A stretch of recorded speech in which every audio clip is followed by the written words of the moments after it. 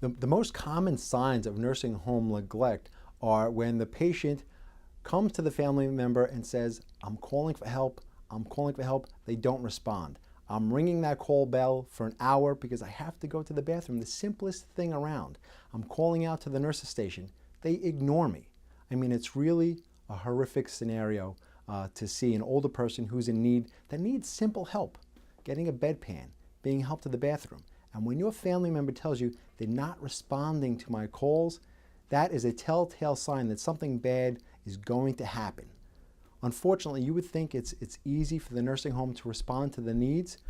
I don't know if it's a lack of personal care, are they too busy, are they understaffed, but at the end of the day, it's your family member that needs that help. They're there for a reason, and it's a simple thing to help them with the proper care during the course of the day. So if you see that telltale sign, if your loved one is telling you, I was ringing that call bell for 30 minutes, 40 minutes, an hour, and they never came, you need to speak to somebody about that and resolve that problem before it gets worse.